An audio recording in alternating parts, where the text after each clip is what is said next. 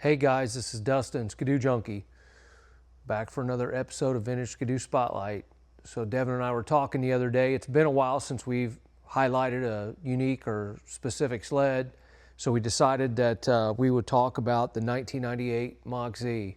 Been a handful of posts lately. A couple guys got some really cool sleds listed out there, just kind of showing off their stuff. Nick Molina's got one with 100 original miles on it. It's absolutely gorgeous. Another guy's got a collection of 98 Mach Zs and parts for sale, and just a little bit of hype around that. So thought no better time than now to go ahead and talk about the 98 Mach Z. So, you know, if you think back to the Mach Z's inception, 1993, first year for the 780 triple, that 780 triple lived in the F chassis until 96. And then in 97, Skidoo made the Rotax 809. The 809 was a little bit bigger displacement engine. I think a little bit of a different stroke. And then the crankshaft on the 809 in the 97 was a little bit different than it was when any of the other 809s. About an inch and a half longer on the mag side, if I remember correctly. But you know, the 97 Mach Zs ran really well. We've got one to the right here. First year for that 809, they had a really good timing curve, and for whatever reason, it just the motor ran better and that chassis was fairly fast. But you know, trying to keep up with technology and stuff, Skidoo in 98 redesigned that chassis and came out with the CK3 chassis. CK3 chassis is arguably one of the most popular chassis to date that Skidoo built. You see a lot of watercross sleds based off of CK3 chassis, a lot of drag race sleds based off of CK3 chassis. They were fast. But the 98, when it came out, you know, there was a lot of different technology involved in the 98. So it was the first year for the DES ignition, where you know, you had a key, but you also had a lanyard that was part of your theft deterrent system, had a microchip inside of the cap that was programmed to where it was unique to your own sled. Then they went to the CDIs. They mounted the CDIs in the bottom of the engine, down below the engine in the bottom of the bulkhead.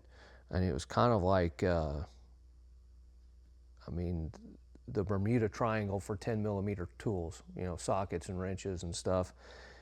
And they routed most of the wiring under that engine, and there were some kinks in the or chafing areas in the wiring harness that would rub and create a lot of problems. So guys had issues with that. The ignition system, the stators weren't very good. Several stator failures.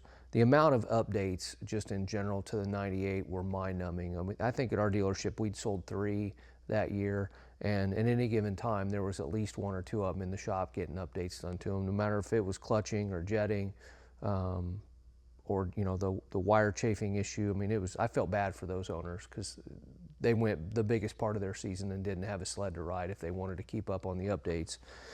Another quirky thing on the 98s was the exhaust pipes. You know, these things were a terror to work on. They had center dump exhaust pipes. I think there's 472,926 exhaust springs on a CK3 chassis triple in 98. I mean, it was literally a joke. And from all the updates you had to do, I mean, you literally had the pipes off of them once a week. So for that reason, you know, they all got kicked around on the shop floor and beat up and banged up and tore up. I think I've got nightmares from the 98s back in the day. One of the other things they did differently were the hand and thumb warmer controls. It was a 1-year deal in 98. They had electronic switches, incremental switches for the hand and thumb warmers that didn't work out the best, so that was a one and done. But you know, the CK3 chassis would live on from 98 to 2003 until the inception of the Rev. And as years progressed, the Mach Z just kept getting better and better. I mean, there were guys that figured the 98s out, and they didn't have a lot of stud clearance, so guys would do a drop and roll in the chain case to allow for a little extra clearance on the drive shaft so they can get taller studs in them. But if you're, you know, diehard Skidoo guy, dedicated to it, spent some time with them, piped them, jetted them, clutched them, played with the timing a little bit, threw some studs in them, they would run. This is probably one of my favorite sleds. You know, I think I told you guys I've held out. There's only a couple of Mach Zs that I don't have, and a 98 up until about 6 months ago was one of them. It was the 98, the CK3. There was a lot of hype around that sled, and for that reason, it was one of the highest production number Mach Zs built. And for that reason, that's why I decided to hold off on trying to find one, because I knew if I held out long enough, I would find the right one. So, special thanks to Nick Molina for leading me to this sled. This is a brand new, never ridden 98 Mach Z. It came out of northern Michigan. I highlighted this in an earlier video, talked about it a little bit. It was in a single gentleman's collection. He was into dirt bikes and jet skis, and he would buy something brand new, do a couple weird things to it, and then park it and never ride it. And this was one of them. So he brought this sled home from the dealership, and the first thing he did was take the toolbox out. Why? I have no idea, but it is missing the toolbox. He drilled the rivets out. I've got a new old stock toolbox. Special thanks to Fullerton's PAC once again.